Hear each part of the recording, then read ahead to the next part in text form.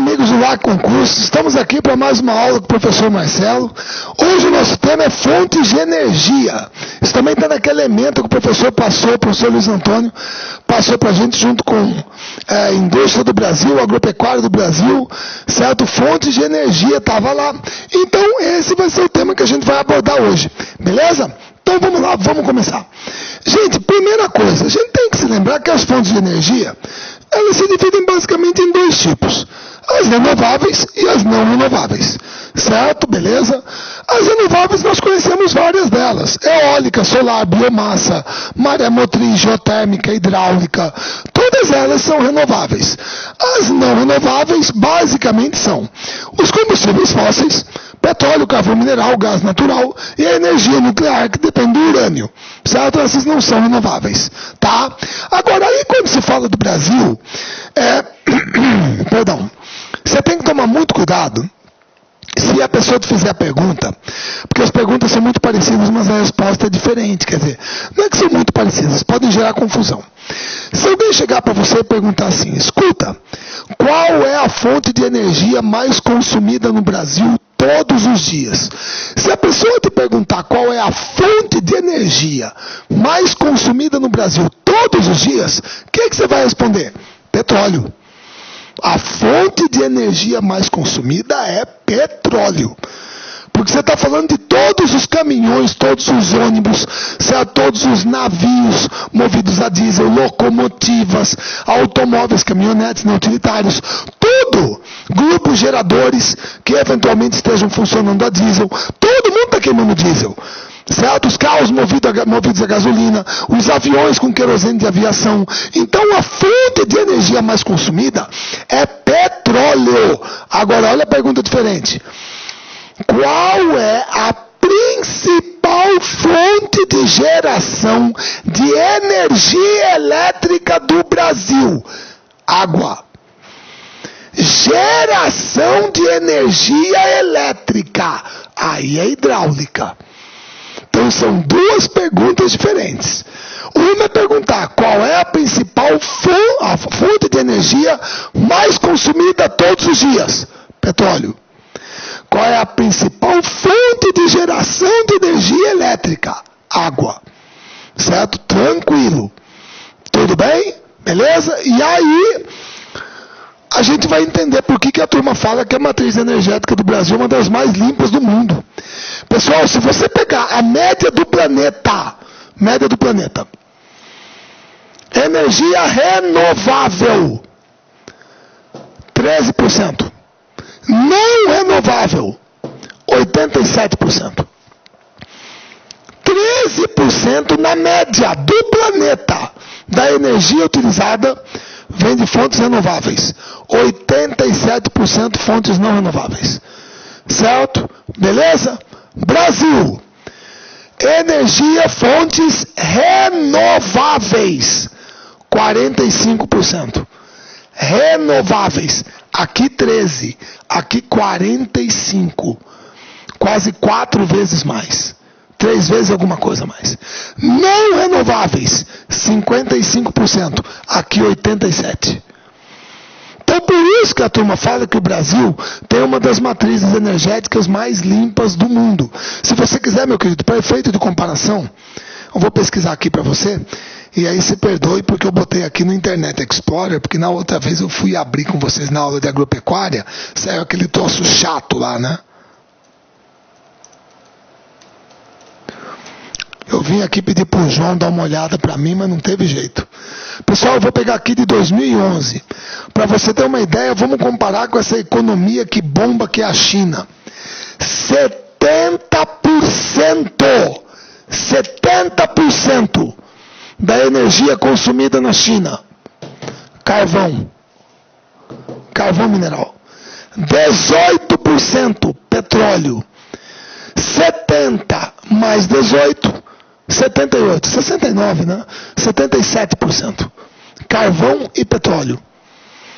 Você entendeu? Essa é a vantagem que a gente tem com as fontes renováveis.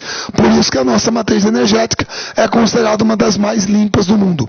Tá ok? Consumo por fontes de energia. Aqui, ó. Tá vendo? Petróleo e derivados. hidráulica, cana-de-açúcar, biomassa, etanol, madeiras e outras biomassas, gás natural, carvão mineral, nuclear e outras fontes, eólica, solar, maré motriz e por aí vai. Beleza? Muito bem. Marcelo, por favor, você está falando dessa maré motriz? O que seria isso? Deixa eu mostrar aqui para você. Porque a turma fala, pá, mas ele perde tempo. Perco tempo nada. Eu gosto de mostrar coisa se você não conhece, poxa. Isso aqui é lá no Ceará, perto de Fortaleza, no porto de Pecém. Tá? É claro que isso aqui, pelo amor de Deus, não é propaganda da empresa, não estou aqui para fazer jabá, né? Nem nada, certo? Mas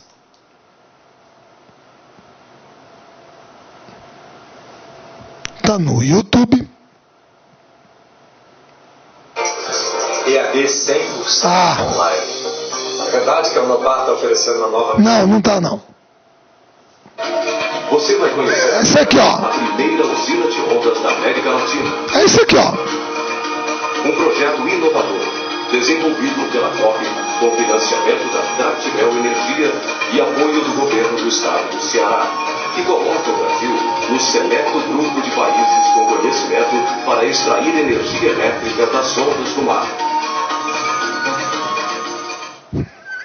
Fabricada com tecnologia 100% nacional, a usina de ondas brasileira é um projeto piloto.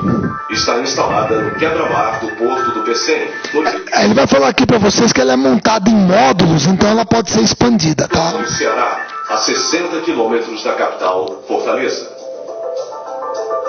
O projeto dos pesquisadores do Laboratório de Tecnologia Submarina da COP foi concebido em módulos, o que permite a ampliação da capacidade da usina. Funciona assim.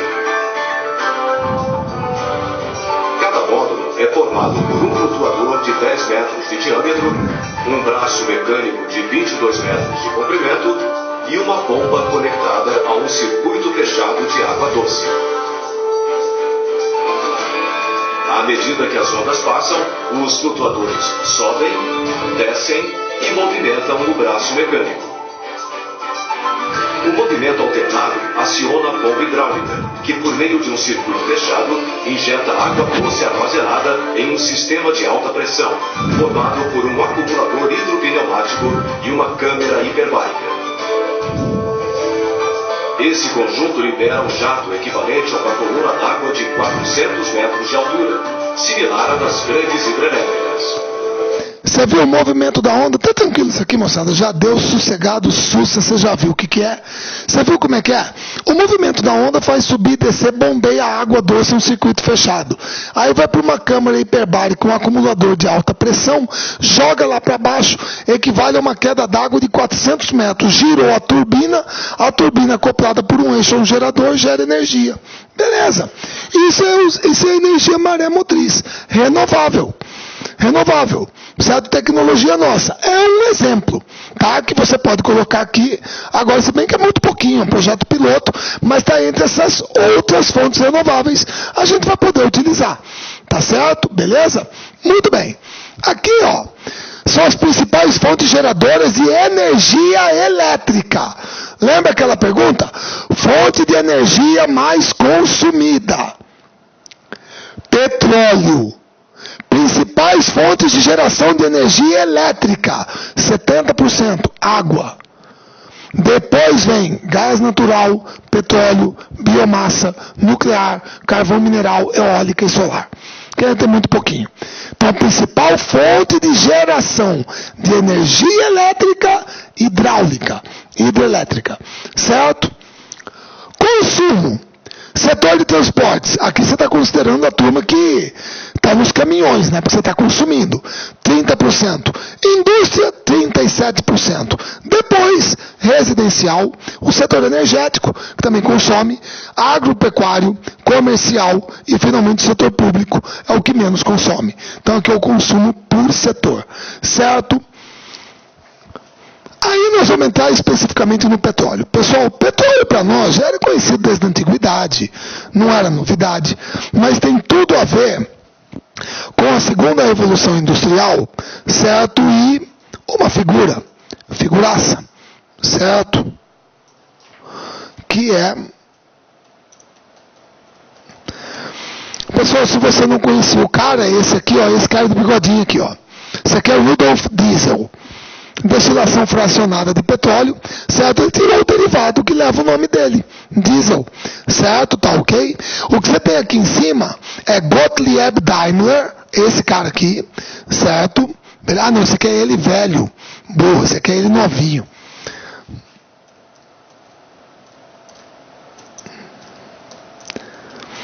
Esse aqui é o Gottlieb Daimler, ele é meio parecidinho, junto com o seu sócio Carl Benz. Então, todas as vezes que alguém fala em Daimler-Benz, Mercedes, certo? Motor a explosão, automóvel, segunda revolução industrial. Então, aí, o petróleo entra mais pesado na nossa vida, com a destilação fracionada do petróleo e os derivados que você tira dele, certo? Gasolina, querosene de aviação, emulsão asfáltica, óleo lubrificante, diesel, plásticos, nafta e por aí vai, gente. A cadeia produtiva do petróleo, o setor petroquímico é absurda. Por isso que o setor petroquímico é considerado o quê? Indústria de base. É a partir dele que vem outras indústrias, certo? Muito bem. E no Brasil, como é que fica? Pessoal, no Brasil, tá? Eu vou dar uma referência aqui para vocês, certo? Que é literatura infanto-juvenil.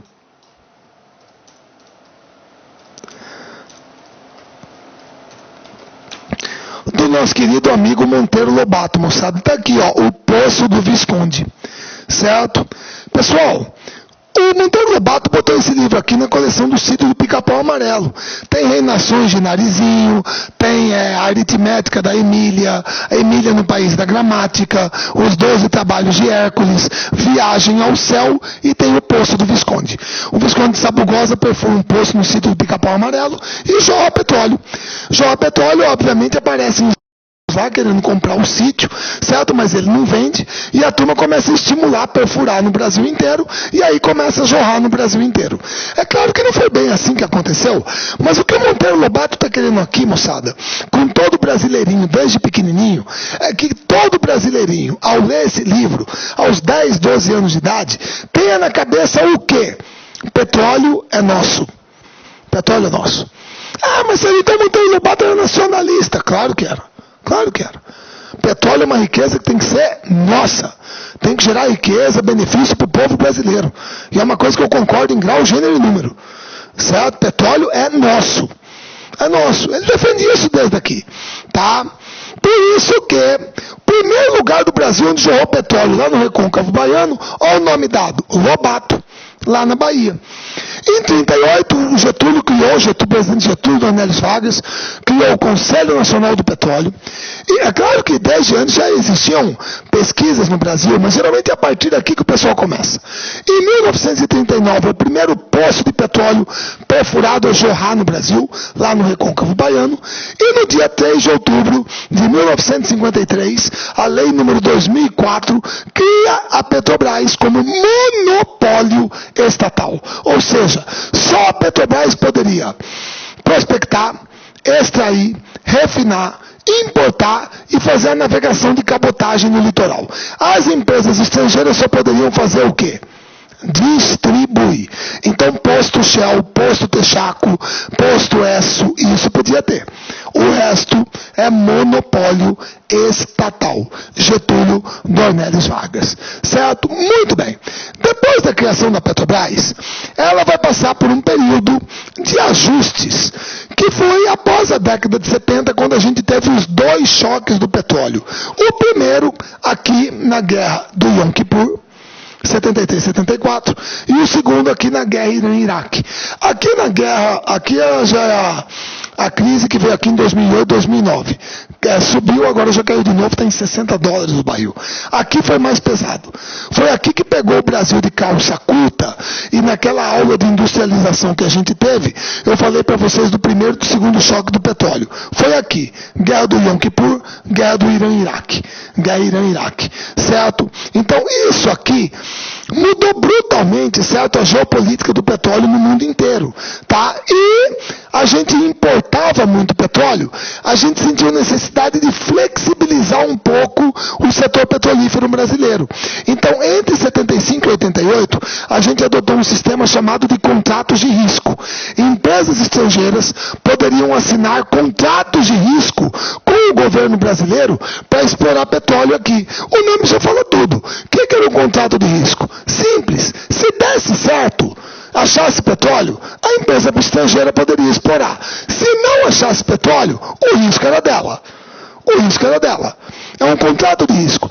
Esse sistema durou de 75 até 88, quando os contratos de risco foram abandonados, porque o preço do petróleo caiu bastante no mercado internacional, então não era mais necessário adotá-los. Até que em 95, 97, foi a tramitação do projeto no Congresso, o governo Fernando Henrique Cardoso, foi quebrado o monopólio estatal da Petrobras. Então aqui, o monopólio chega ao fim. Significa que qualquer empresa estrangeira pode entrar no Brasil para concorrer com a Petrobras. Qualquer empresa pode.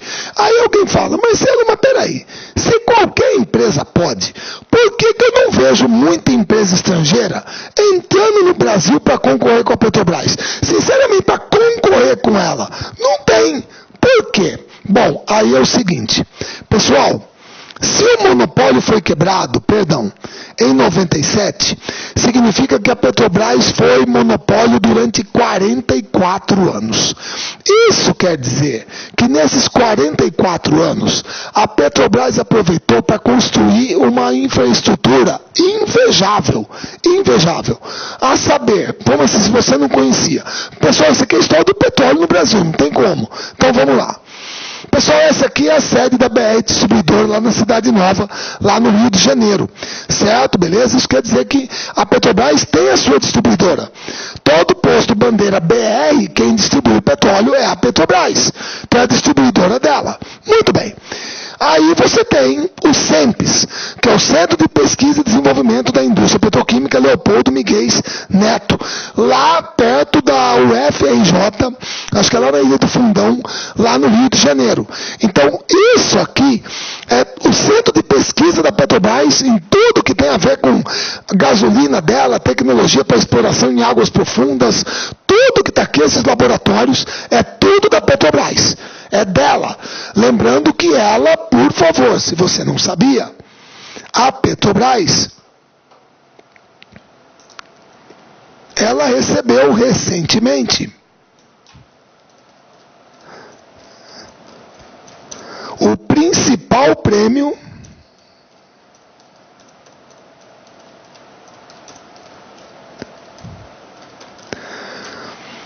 moçada, ela recebeu o principal prêmio, certo, internacional do setor petrolífero, pelo fato de ser a detentora da tecnologia de exploração de águas ultraprofundas, que é o caso do pré-sal. Então essa expertise aqui é dela. Ninguém tira, o corpo técnico dela que criou isso.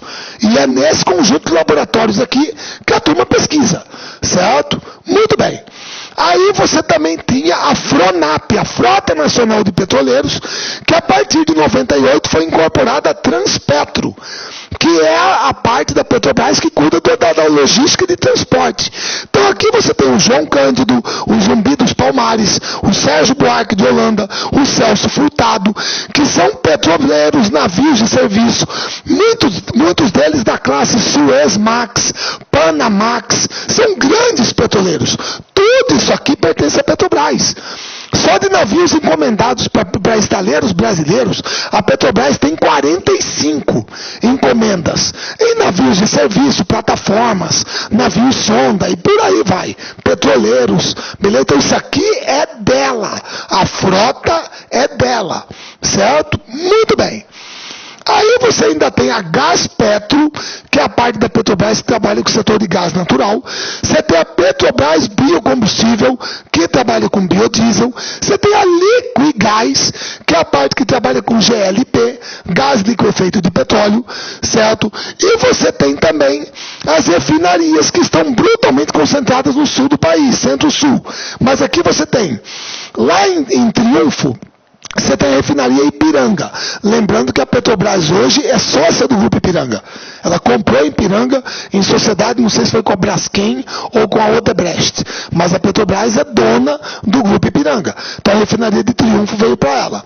Tem a refinaria Alberto Pasqualini, que fica lá em Canoas, na Grande Porto Alegre também. Se bem que eu não sei se essa entrou numa troca de ativos com a Repsol, que era espanhola, de ativos lá na Argentina, foi na época do Fernando Henrique. Isso eu não sei se ainda está com a Petrobras ou não. Tudo bem, mas era dela. A refinaria Presidente Vargas, lá em Araucária, na Grande Curitiba. São Paulo tem 4. A refinaria Planalto, em Paulínia. A refinaria União, em Capuava.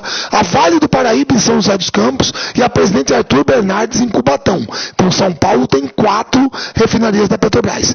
A Duque de Caxias está no Grande Rio de Janeiro, na cidade Duque de Caxias, Baixada Fluminense. Gabriel Passos, na Grande Porto Alegre.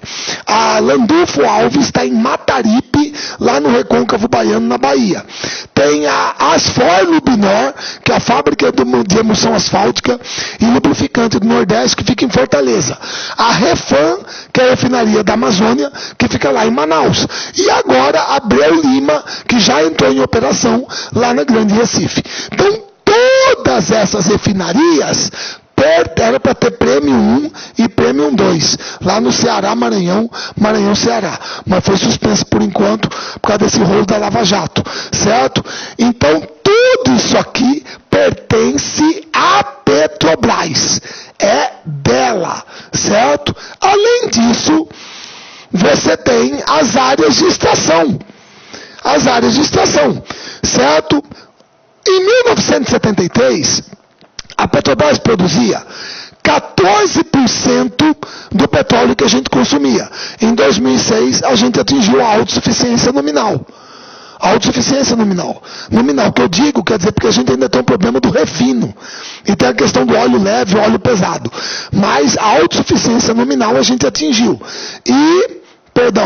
Hoje, nós somos o 11º maior produtor mundial e somos a 13ª maior reserva. E nós ainda podemos ter novas reservas incorporadas. Porque não houve no cenário global nos últimos anos, nenhuma descoberta de uma nova grande jazida que se equipare ao pré-sal. Não tem, certo? Muito bem. Então isso colocou o Brasil numa posição privilegiada e a Petrobras também. E você tem as principais áreas de produção na bacia de Campos, que é praticamente 80% do petróleo produzido no Brasil, a bacia de Santos, a bacia do Espírito Santo, o Recôncavo Baiano, e esse aqui é o Vale do Rio Urucu, lá no meio da Amazônia, onde a gente tira petróleo e gás natural. Então são as principais áreas de extração. E a maior parte dos campos é a operação da Petrobras. Então aí você entende por que nenhuma empresa estrangeira, mesmo com a quebra do monopólio do petróleo, entrou pesado no Brasil para competir com a Petrobras. Por quê? Porque a infraestrutura que ela construiu nesses 44 anos de monopólio é muito grande. É uma coisa colossal. Então, provavelmente, para uma empresa estrangeira, melhor do que concorrer de frente com a Petrobras, talvez fosse esperar que um determinado governo brasileiro, qualquer que fosse ele, dependendo da sua linha ideológica, topasse fazer o quê? Moleza, privatizar ela. Claro. A melhor coisa para uma empresa estrangeira seria esperar que um determinado governo topasse o quê? Privatizar a Petrobras, como fizeram com a Vale do Rio Doce. Quem comprou a Vale do Rio Doce, grosso modo, comprou a Vale do Rio Doce, porteira fechada. Levou todas as jazidas dela, todos os ramais ferroviários, todos os terminais portuários, todos os navios de minério, tudo que a Vale tinha. Então, quem comprar a Petrobras, se bem que existiu um projeto de fragmentar a empresa, mas, grosso modo, quem comprar a Petrobras, leva ela porteira fechada. Pessoal, e a turma tentou fazer. Já estava prontinho. Ia trocar o S por X. Toda a logomarca, tudo novo, a Petrobras ia virar Petrobras. Só essa mudança do S pelo X ia custar 50 milhões de dólares. 50 dólares. Só essa mudança. Certo? Beleza? Tudo bem? Tá ok? E como você está vendo aqui, não tem como, gente. Isso aqui, governo Fernando Henrique Cardoso. Isso aqui estava preparadinho. Era o que a turma queria fazer. Na época, o presidente da Petrobras era Henri Philippe Reichstuhl. Nunca vi um nome tão brasileiro como esse. Era o presidente da Petrobras. Certo? Agora, pressão. Pressão. Até porque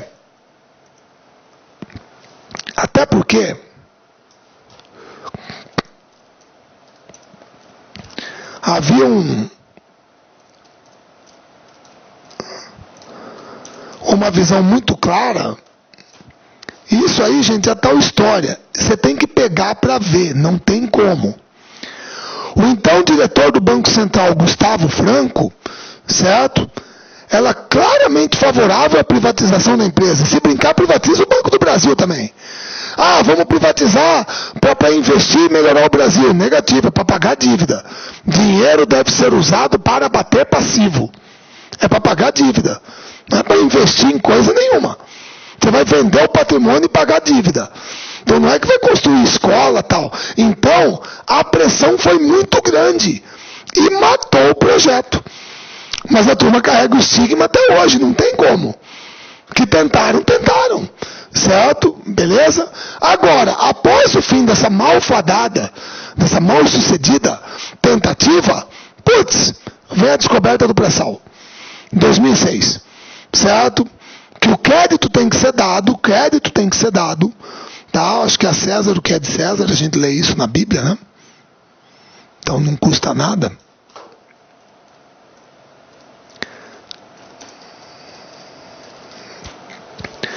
Pessoal, o crédito tem que ser dado ao engenheiro, acho que é engenheiro João Guilherme Estrela, que era o responsável pelo departamento da Petrobras, é o cara que é o pai do pré-sal, o cara que é o descobridor do pré-sal. O cara tem que o corpo da Petrobras, mas especificamente é esse senhor. Tá? Então o que nós temos aqui? Nós temos uma camada de petróleo que é o seguinte: o navio sonda está bem aqui, a plataforma está bem aqui. Eu vou descer a sonda e ela vai bater no fundo do oceano. Quanto que vai ser isso? 2.000, 3.000 metros. Tá? 2, 3 quilômetros. A sonda desce, bate no fundo do oceano. Aí ela começa a perfurar. E aí ela vai perfurar mais quanto? Mais 4 quilômetros, 4.000 metros.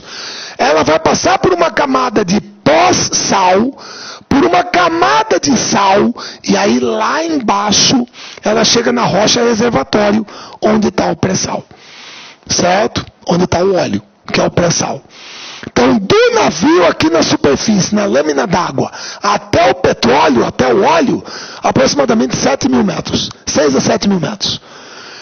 Isso que é a exploração de petróleo em águas ultra profundas. E a Petrobras é líder mundial nessa tecnologia.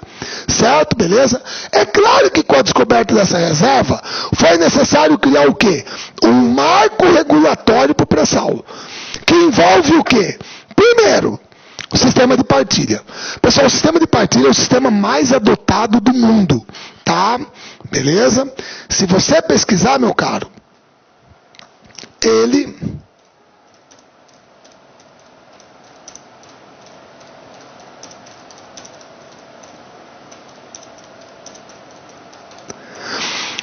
é adotado em países como Noruega, certo? Noruega, Arábia Saudita, tá? O sistema de partilha é o mais adotado no mundo, certo? Beleza? Tá? Isso significa o quê? Que, se você pesquisar aqui, ó, os contratos de partilha são os mais adotados em todo o mundo. Arábia Saudita, Noruega, beleza.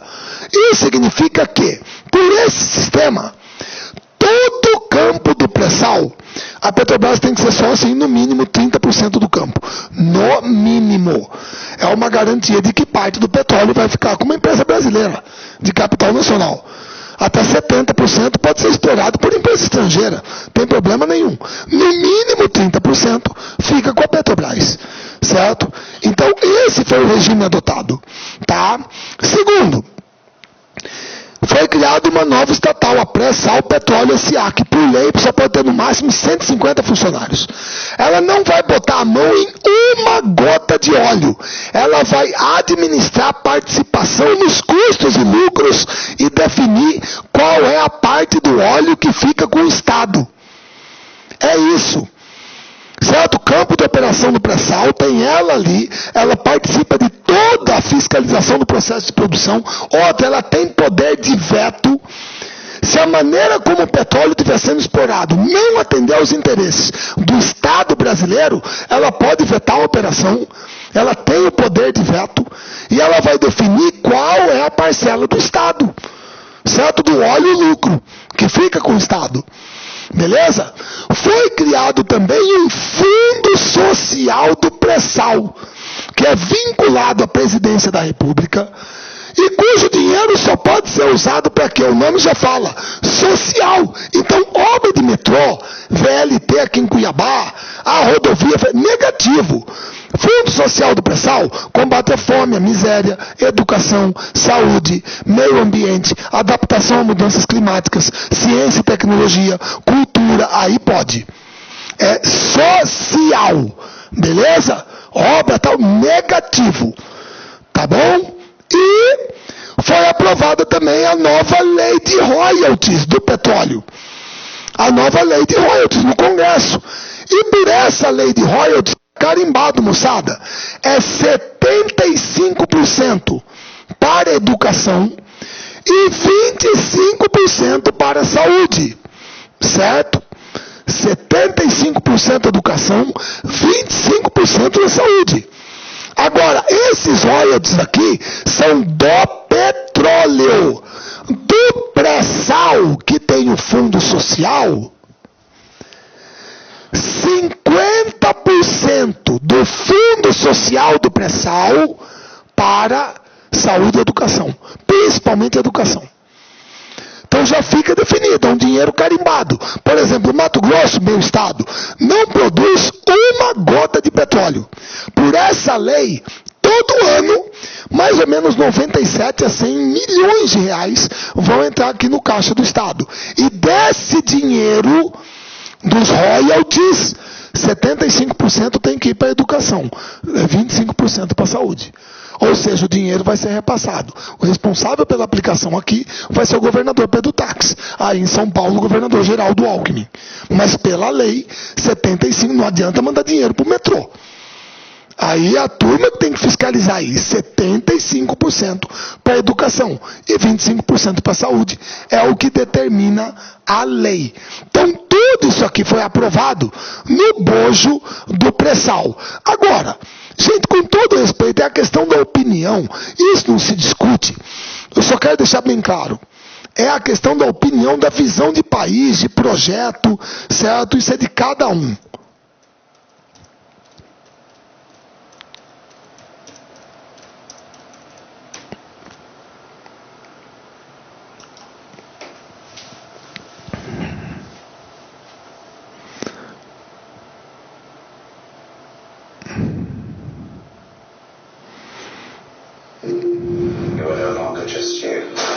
Ai, que saco. Desculpa aí, moçada.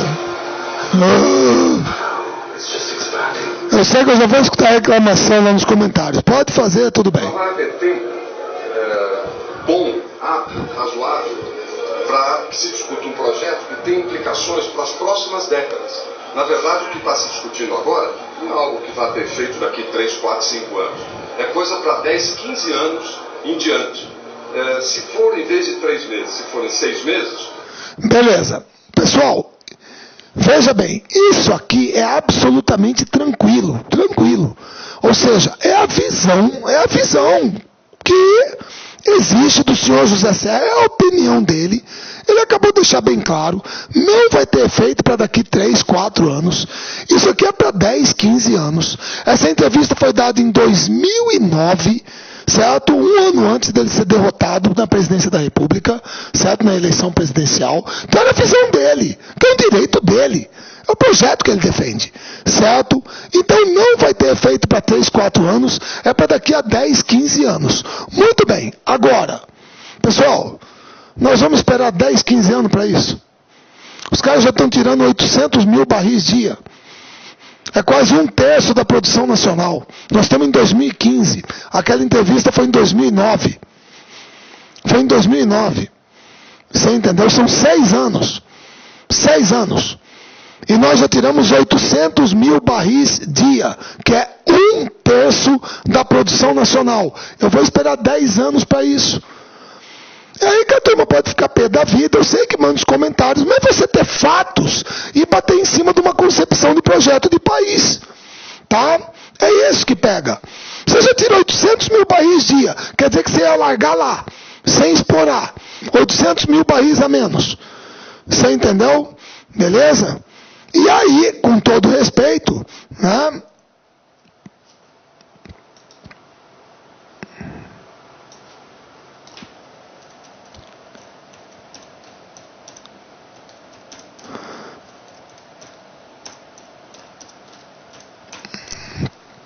E aí, eleito senador por São Paulo, a primeira coisa que ele faz ao chegar no Senado é apresentar um projeto de lei para acabar com o regime de partilha e revogar a participação obrigatória da Petrobras. Pô.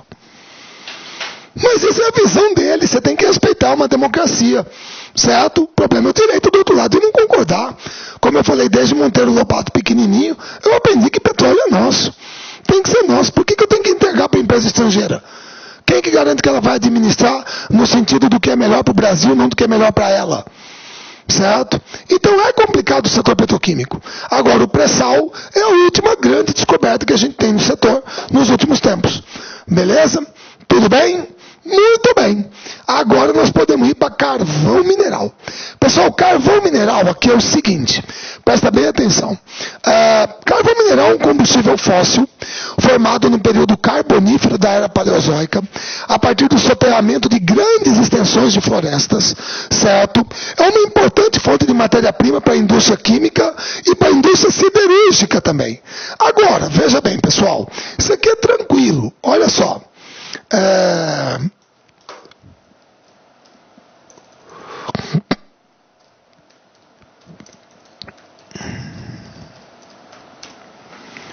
Pessoal, se eu pegar o mapa mundi, e o mapa mundi está aqui, com as principais reservas de carvão do mundo inteiro. Certo? Beleza? Muito bem. Aqui você tem as principais reservas de carvão. Pessoal, eu vou traçar mais ou menos aqui, a linha do Equador. Muito bem. Pessoal, não é por nada não. Você está vendo que se eu botar a mão aqui embaixo, no hemisfério sul, e olhar só o norte, tem mais água ou terra? Ah, mas ela tem mais terra do que água. Beleza. Se eu botar a mão no norte e olhar o sul, tem mais água ou terra? Não, mas ela tem mais água do que terra. Então tá na cara que as maiores reservas do mundo de carvão mineral estão aqui no hemisfério norte, gente. Isso é óbvio.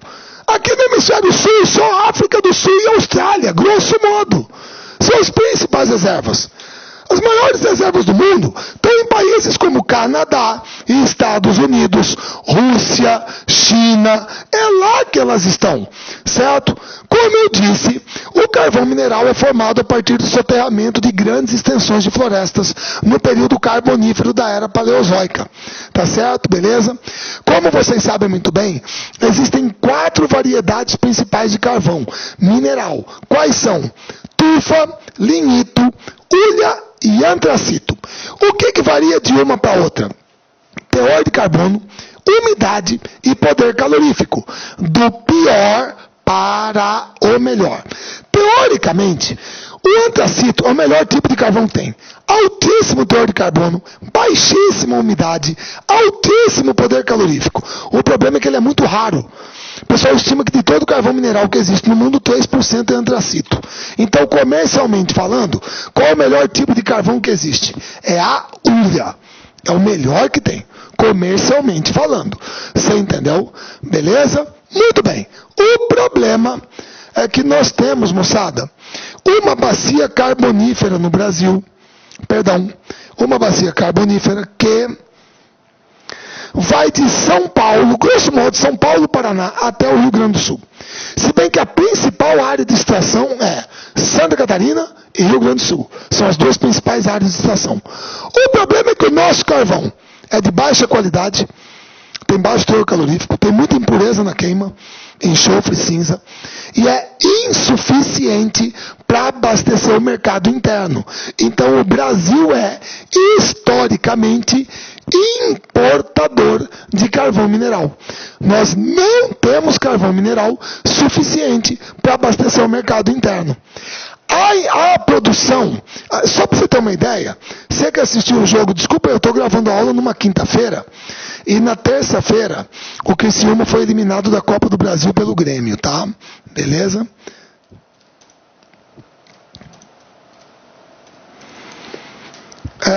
Moçada, dá só uma olhada no patrocinador. Carvão mineral. Criciúma, Siderópolis, Lauro Miller, Uruçanga, sul de Santa Catarina. É a principal área produtora de carvão mineral do estado de Santa Catarina. No Rio Grande do Sul, Bagé, Candiota, Ulha Negra são as principais áreas produtoras. Tanto é verdade que é lá no Rio Grande do Sul, aqui ó,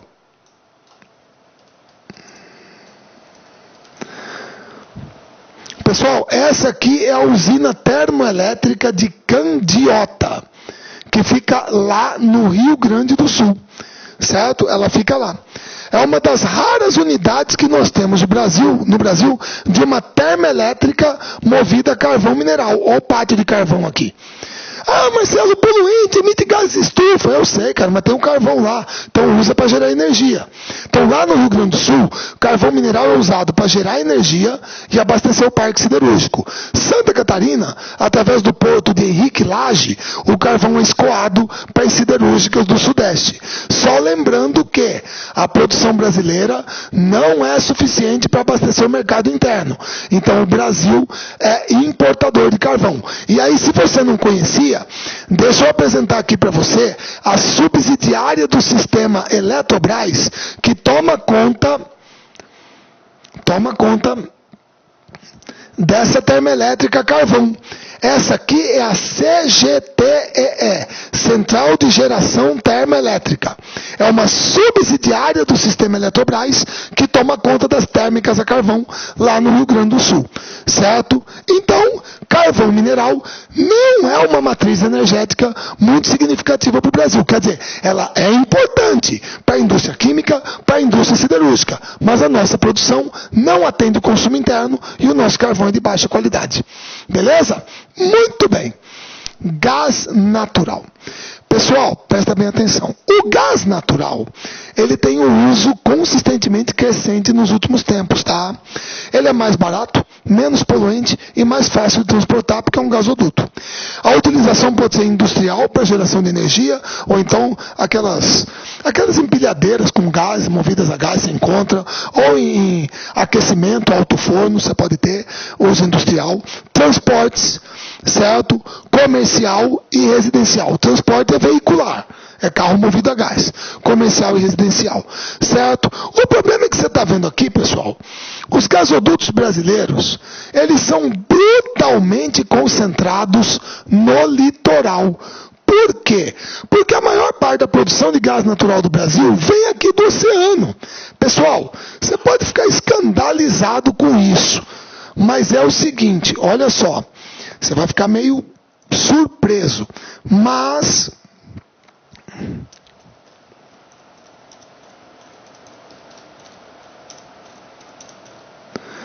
aproximadamente 26%, pessoal, isso é uma coisa maluca. Eu sei que é antigo, mas ainda é verdadeiro. Aproximadamente 26% do gás natural extraído não é aproveitado ou é reinjetado no poço. Mas, Selma, que maluquice! Olha aqui, ó.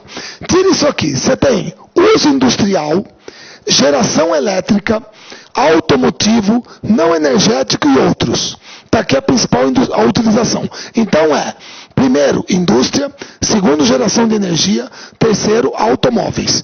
O que é esse reinjetado? Meu querido, é isso aqui, ó. A gente acha um crime, mas é verdade. Vai fazer o quê?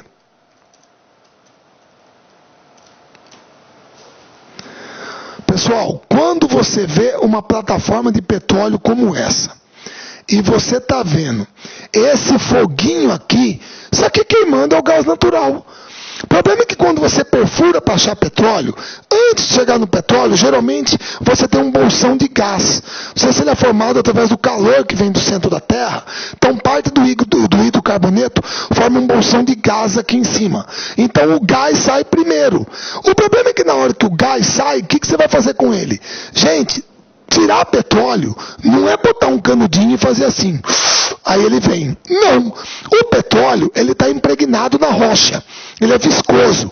Então, para fazer com que ele suba, eu tenho que dar o quê? Pressão nele. Então, na hora que o gás sai, o que eu faço? Eu reinjeto ele no poço. Para dar pressão, aí eu tiro o petróleo. Você entendeu? O problema é que aquilo que não pode ser aproveitado, queima. Vai ficar queimando ali. Certo? É gás natural queimando. Se você quiser falar assim, com todo respeito, sendo desperdiçado. Certo? Tudo bem? Mas é uma fonte de energia que tem consumo crescente. Como eu falei, os gasodutos são muito concentrados no litoral, porque o abastecimento vem das áreas de extração aqui, através dos navios tanque de gás natural. Nos últimos anos, a gente teve duas coisas mais importantes nesse setor no Brasil. Quais foram? Primeiro, o gasoduto Bolívia-Brasil, o Gasbol. Pessoal, na verdade esse gasoduto ele veio um pouco com aquela questão do racionamento de energia 2001-2002. Porque a termoelétrica ela tem uma grande vantagem sobre a hidrelétrica. Qual é? Ela custa menos, ela é mais barata e fica pronto mais rápido. Então, como a gente estava no racionamento, a gente precisava de uma resposta rápida. Muita gente aqui em Cuiabá fala que o gasoduto vem para Cuiabá. Pessoal, não é que o gasoduto vem para Cuiabá. O que vem para Cuiabá, vocês estão vendo, é um ramal dele. Na verdade, o gasoduto vai passar por Corumbá, Campo Grande, vai para Campinas, São Paulo, Curitiba, Florianópolis, Porto Alegre. Em todo esse trecho aqui, você tem usinas termoelétricas, que são aquelas usinas que são acionadas quando há uma escassez de chuva e os reservatórios das hidrelétricas ficam muito baixos. É aí que você tem que botar as termoelétricas para funcionar, para garantir a solidez do sistema e o suprimento de energia. É aí que a conta de energia fica mais cara. Porque quando você aciona a termoelétrica, a energia que ela produz é mais cara que da hidro. Entendeu? Então, em momentos de crise hídrica, você tem que acionar a termo, reflete no preço da energia. E esse gasoduto aqui, 50% dele pertence à Petrobras. Tá? Beleza? Se eu não me engano, foi construído em sociedade com a Shell. Eu tenho que ver como é que está a composição societária. Mas esse aqui é uma das novidades que vieram para o Brasil nos últimos anos. Foi concebido e implantado no governo do Fernando Henrique. Certo? Eu não me lembro se foi concluído no governo do Lula. Eu acho que não, porque em 2002, Fernando Henrique ainda era presidente, teve a inauguração da termoelétrica aqui de Cuiabá, que é a usina termoelétrica Mário Covas. Então foi no período do governo Fernando Henrique Cardoso. Certo? Eu só não sei, para Cuiabá chegou nesse período. Só não sei se até Porto Alegre foi concluído no mesmo período também. Tá ok? O outro é o gasoduto Coari-Manaus. O gasoduto Coari-Manaus, moçada, ele está aqui em vermelho, mas na verdade ele está no trecho errado. É aqui, ó. Certo? Ele vai lá do Vale do Rio Urucu. Isso fica mais ou menos 600 e 60 quilômetros de Manaus, certo? 663 quilômetros, transporta 5 milhões e meio de metros cúbicos dia, custou mais ou menos 3 bilhões de reais, cortando o meio da selva e abastece Manaus com gás natural. Ah, Marcelo, quer dizer que lá em Manaus tem termoelétrica também? Tem. Manaus também tem termoelétrica, abastecida por esse gasoduto, certo? Então lá, se precisa, você pode botar térmica para funcionar também. Agora talvez não precise, porque o linhão de Tucuruí já chegou até Manaus. A gente vai falar disso daqui a pouco. Então essa aqui é a outra grande obra de gasoduto que foi concluída nos últimos tempos aqui no Brasil, certo? Beleza? Muito bem. Aí, etanol. Pessoal, o etanol, ele tem tudo a ver com aquele período,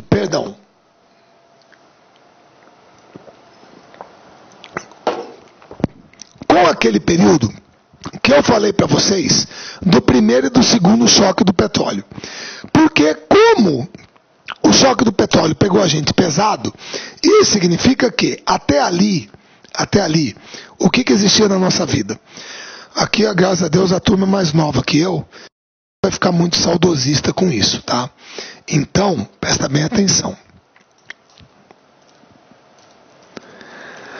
Moçada, não é muito da praia de vocês conhecer esse banheirão aqui, ó. É o Galaxy, pô. Esse aqui era um carraço. Motor V8, grandão, certo?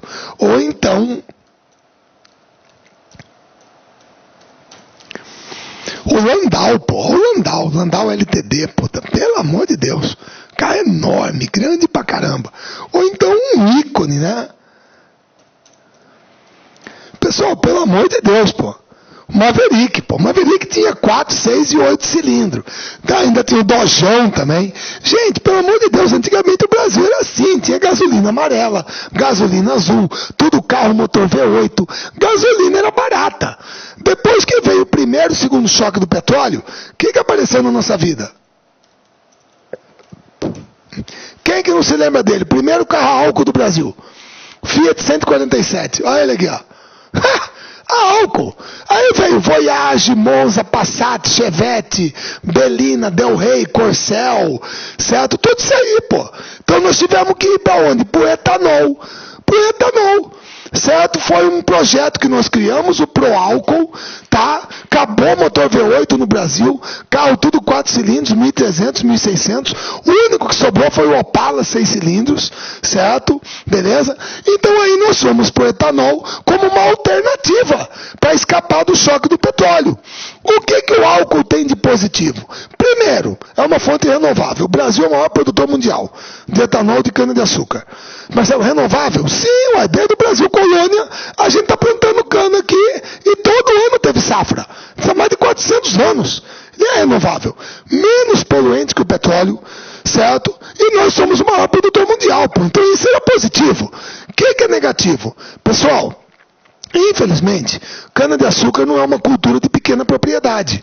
Se você tiver que cultivar cana, você vai precisar de grande propriedade. Você pode gerar uma reconcentração de terras. Quer dizer, muita terra na mão de pouca gente. E isso não é bom. Outra, se todo mundo for plantar cana-de-açúcar, quem que vai plantar arroz e feijão? Quer dizer, você vai trocar um gênero alimentício por um gênero comercial. Terceiro, o etanol é bom para substituir a gasolina, não o diesel. Todo mundo se lembra que motor a diesel pede torque, força em baixa rotação. Você entendeu? Agora, para gasolina, tudo bem. E quarto, você precisa de subsídio para o produtor. Agora, inegavelmente, o programa foi lançado em 75 e no início dele, ele foi um sucesso. Foi um sucesso. Tá? Do lançamento dele até meados dos anos 80, segunda metade dos anos 80, aproximadamente 70% dos carros produzidos eram a álcool, a etanol. Certo? Beleza? Aí, no finalzinho dos anos 80, o etanol passou por uma crise de confiabilidade. Certo? Tá ok? Houve uma estagnação da área plantada, os preços do açúcar no mercado internacional melhoraram, as usinas passaram a fabricar mais açúcar e menos etanol. Por incrível que pareça, o Brasil, o maior produtor mundial de etanol, de cana-de-açúcar, teve escassez do produto. Por isso que muita gente aí se lembra que desde pequenininho, desde que você se entende por gente, carro na sua casa sempre foi a gasolina. O álcool não se tornou mais confiável. No final da década de 80 do século passado, muita gente que planejava ir de carro para a praia para passar o final do ano, não foi, porque não sabia se ia encontrar etanol na ida ou na volta para abastecer o carro. Ia ficar na estrada. Aí o etanol caiu em descrédito. Até que no início do século XXI, reaparece o quê? Surge o quê? Perdão. A tecnologia Flex Fuel. Certo? Que é o que nós temos agora, o carro Flex. Você pode abastecer tanto no etanol como na gasolina, que ele funciona. Todo mundo sabe qual que é a continha que você tem que fazer. Qual é a continha? Marcelo, chegou no posto. Olhou o preço do etanol, olhou da gasolina. Pega o etanol, divide pela gasolina. Se der mais que 0,7, gasolina. Se der menos que 0,7, etanol. Essa é a conta que muita gente aí já fez.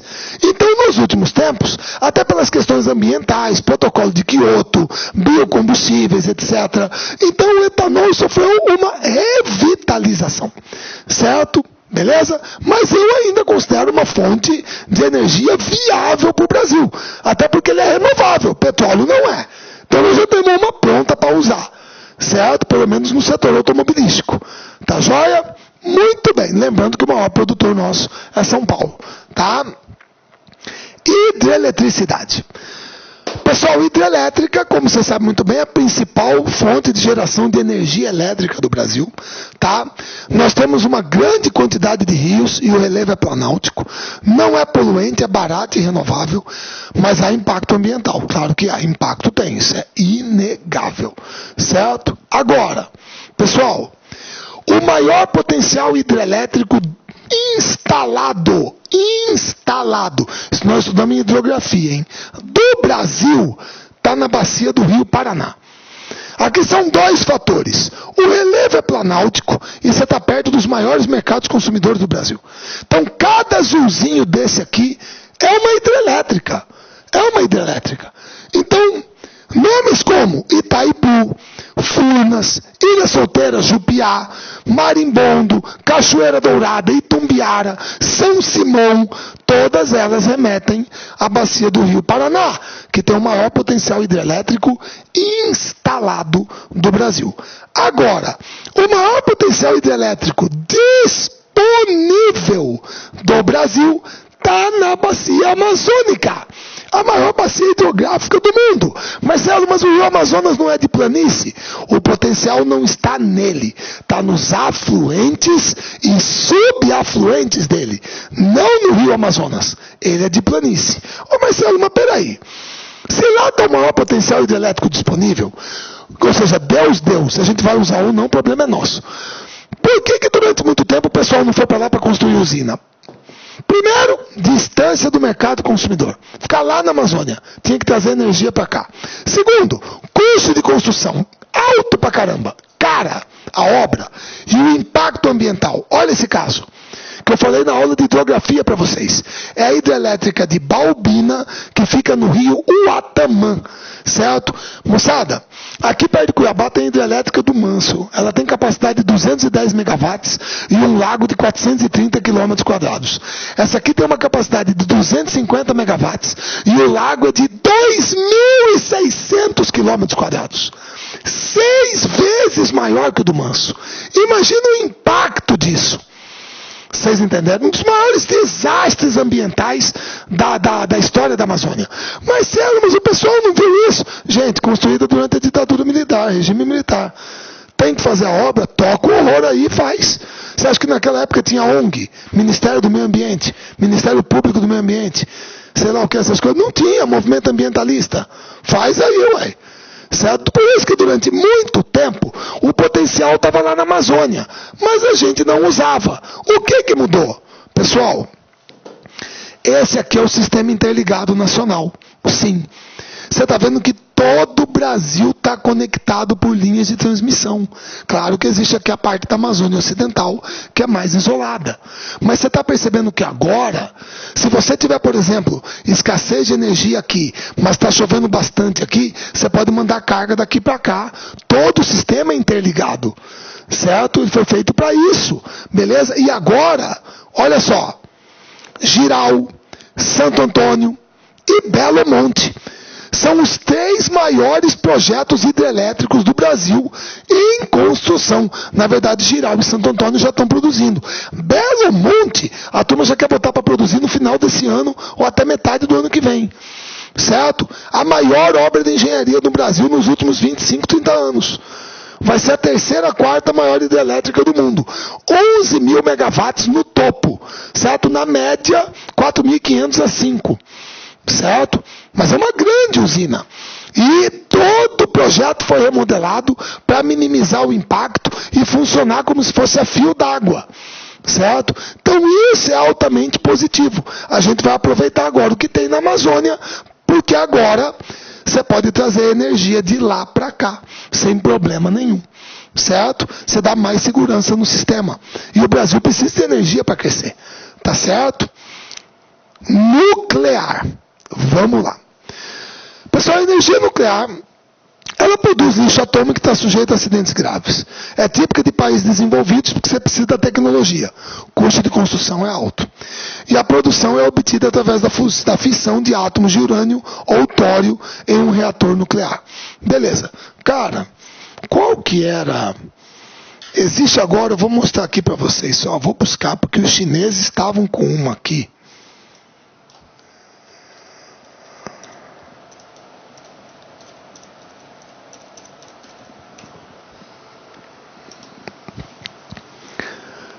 Pessoal, tá aqui, ó. É tório também, mas os chineses que estão pesquisando essa energia nuclear limpa com um reator nuclear de sal fundido à base de tório. Certo? Eu não sei como é que funciona, mas os caras estão pesquisando lá. Eu não sei também se é totalmente limpa, entendeu? Mas é pesquisa. Certo? Pessoal, energia nuclear, por gentileza, para alguns países...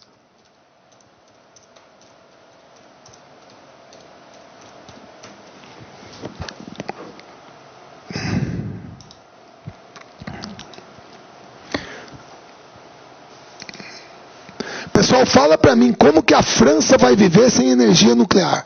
83% de toda a energia do país. Nuclear. Não tem como. Então ela está longe de ser abandonada. Muito longe. Tanto é verdade que o Japão já religou aqueles reatores de Fukushima que deram pepino com o tsunami. Já está religado. Vocês sabem que o grande fantasma disso aqui, moçada? O primeiro...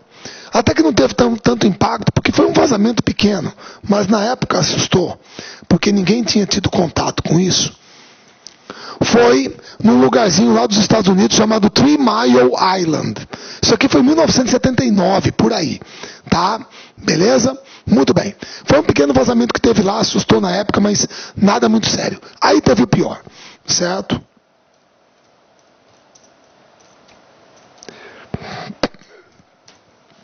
Chernobyl era uma localidade da antiga União Soviética, hoje Ucrânia, certo? Está aqui a usina.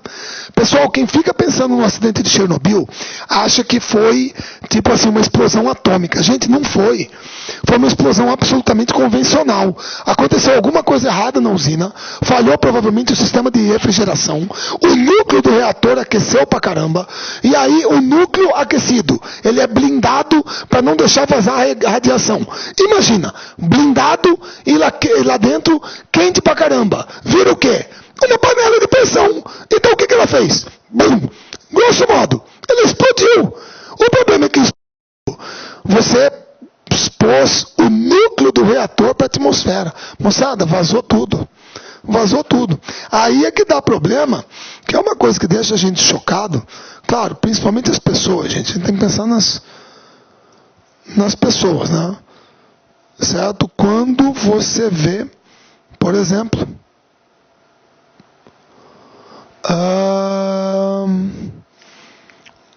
não quero pegar uma imagem muito chocante aqui não, tá, pessoal? Mas mais ou menos isso aqui, ó. Olha aqui, ó. Olha o tamanho do cérebro do garoto. Pode ser hidrocefalia. Olha a perna aqui, ó. Olha o tipo da perna. Olha aqui, ó, o tumor na cabeça. Olha aqui o tumor no corpo. Tudo isso aí é radiação. Moçada, na explosão da usina, pra valer, na explosão, morreram acho que umas, se eu não me engano, 30, 50 pessoas, por aí, eu acho que foi mais ou menos por aí. Agora, depois do negócio da radiação, foram umas 25 mil.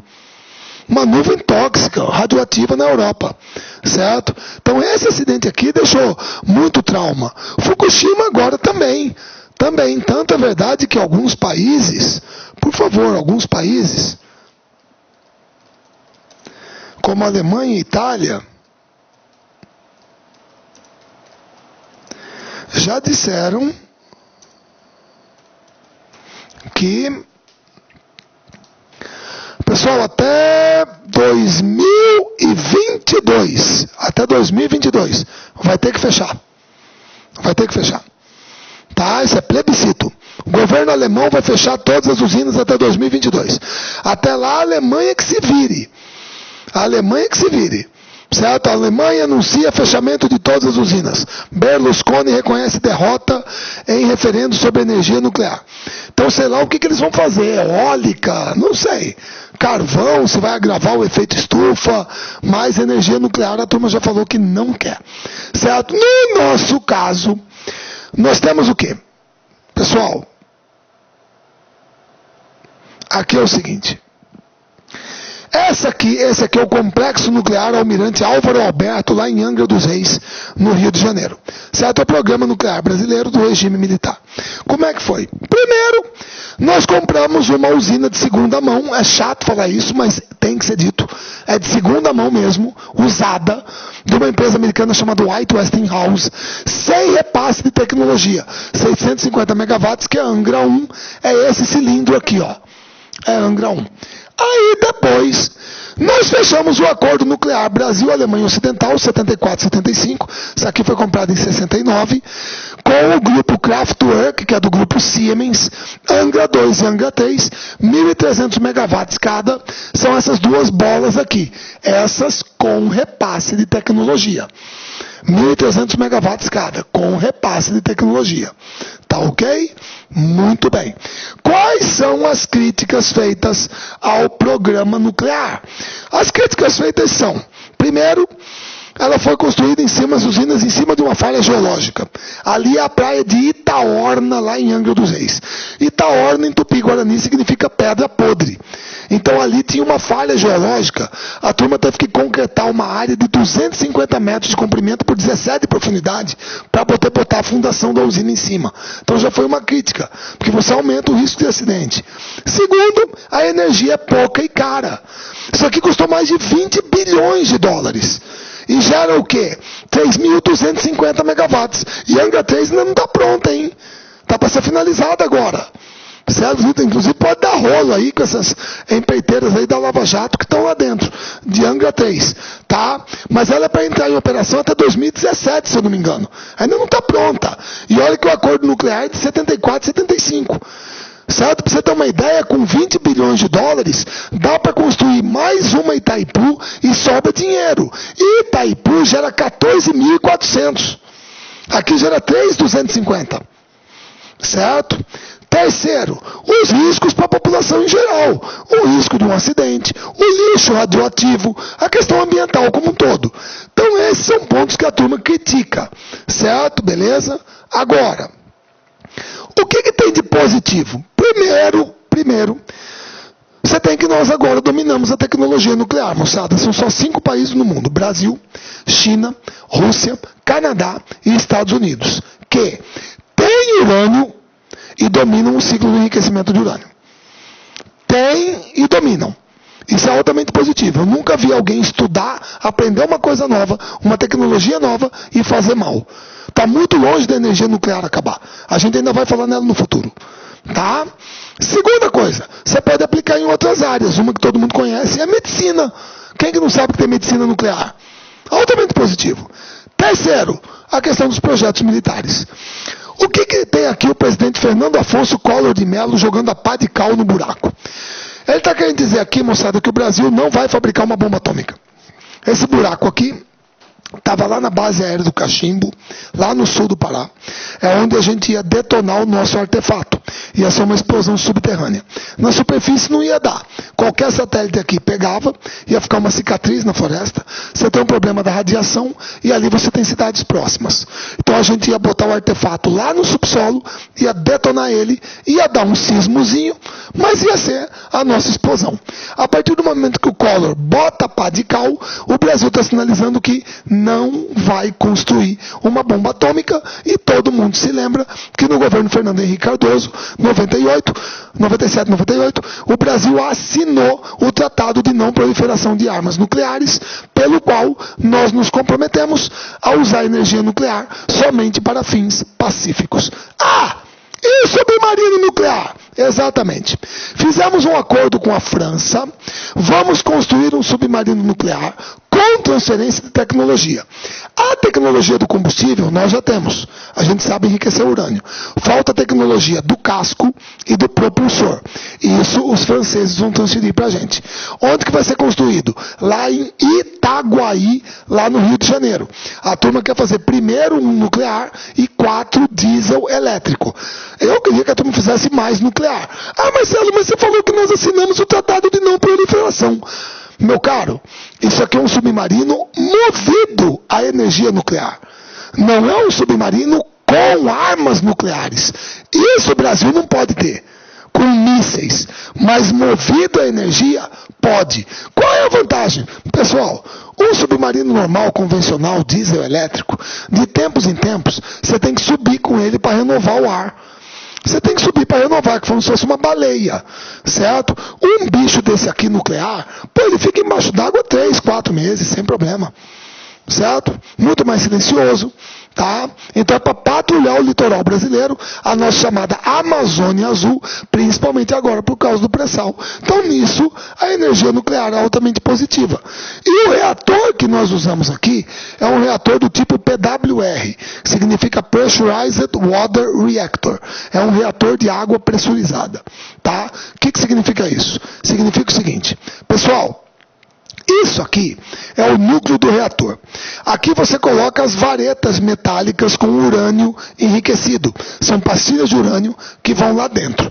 Esse urânio é bombardeado com um feixe de nêutron, que é uma partícula pesada. Então o nêutron bate no núcleo do átomo de urânio, porque os elétrons estão nos orbitais. E o que esse nêutron provoca? Uma fissão. E na hora que o núcleo do átomo de urânio sofre uma fissão, ele libera o quê? Prótons e nêutrons, que vão batendo nos átomos vizinhos, gerando mais fissões. Então você gera uma reação em cadeia, porém controlada dentro do núcleo do reator. O problema é que essa reação em cadeia libera energia de duas formas: calor e radiação. A radiação não pode vazar, porque ela faz mal. Então o núcleo tem que ser fechado. Mas se tiver quente lá dentro, fechado, vai explodir. O que eu faço para ele não explodir?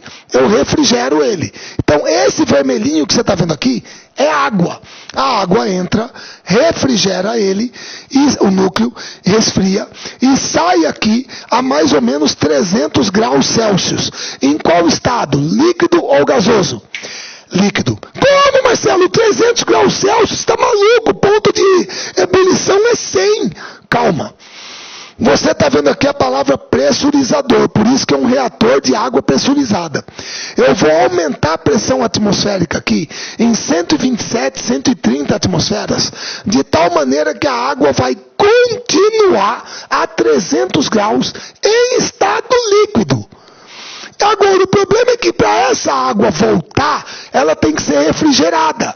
Aí que entra o circuito secundário de água, que é essa água azul aqui. Refrigera a tubulação onde está a água a 300 e ela volta. Só que aí com essa tubulação quente pra caramba, essa água em azul passa para o estado de vapor. Aí eu aproveito ela aqui a uma alta velocidade, alta pressão, e ela gira a turbina. A turbina, movimentada pelo vapor d'água, gira um gerador. O gerador gera energia. O problema é que na hora que o vapor d'água passa, eu tenho que transformá-lo novamente em água para mandar lá para dentro de novo. Então eu tenho que condensar o vapor d'água. O que eu faço então?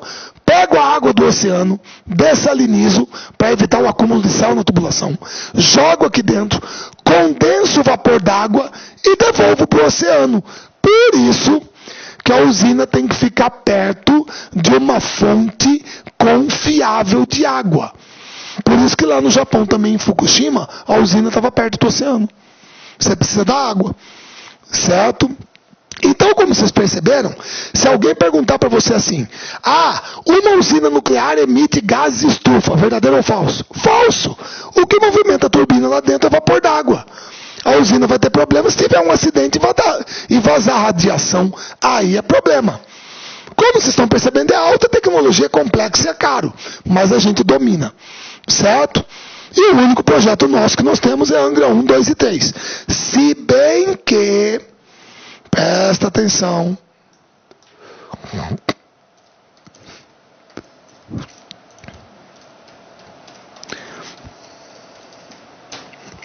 pessoal, a turma já andou aventando a possibilidade de novas usinas nucleares no Nordeste. Inclusive tinha estado aí, tipo Pernambuco, Alagoas, Sergipe, estavam disputando. Falaram, não, tudo bem, manda pra cá que a gente quer. Certo? Mas isso aqui ainda tá parado. Certo? Mas já houve esse bochicho. Novas centrais nucleares no Nordeste. Tá bom? Beleza. Aí, eólica. Pessoal, presta atenção. A energia eólica, ela não emite gases poluentes ou resíduos tóxicos. Não degrada a fauna e a flora nos locais onde é instalada. Causa impacto sonoro e visual e pode interferir em onda eletromagnética de meio de comunicação. Na parte ambiental, muita gente fala da questão de em rota de migração de pássaros, mas eu não sei determinar isso com precisão. E seu alto custo ainda é uma barreira, para sua larga utilização. Como vocês estão vendo aqui, os maiores potenciais eólicos do Brasil estão no Piauí, Ceará, Rio Grande do Norte, Bahia e Rio Grande do Sul. São os maiores potenciais eólicos do Brasil. Se você trabalhar por região, maior potencial, Nordeste, depois Sudeste, depois Sul. Por que Norte e Centro-Oeste tem o menor potencial? Já sei, Marcelo, porque eu preciso estar no litoral. É aqui que o vento bate, é aqui que é pesado. Certo? Beleza? Inclusive, você tem aqui uma lista de alguns dos principais parques eólicos que você tem no Brasil. Tá? Beleza? Você percebe que apesar de Osório ser o maior com 150, a maior quantidade está no Nordeste. E se bem que agora você também já pode falar isso aqui, ó.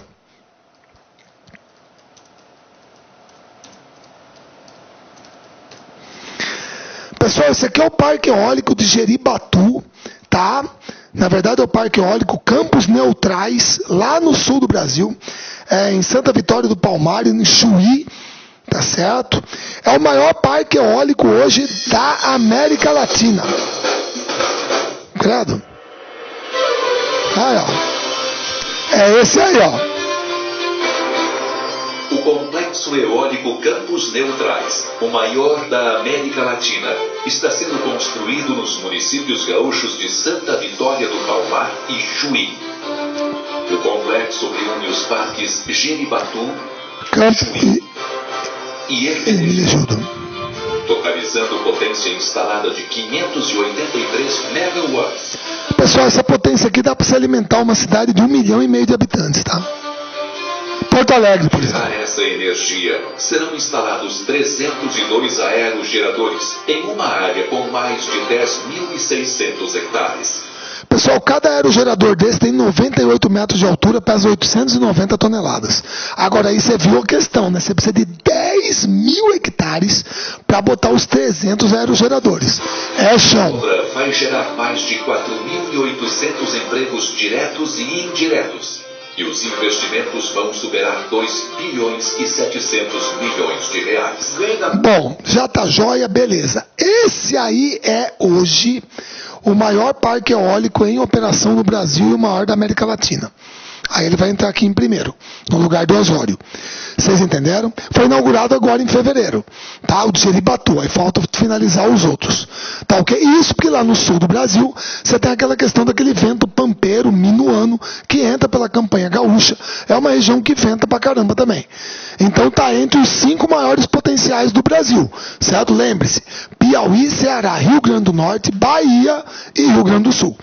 Tá? E a turma tá investindo nisso. Certo? Beleza?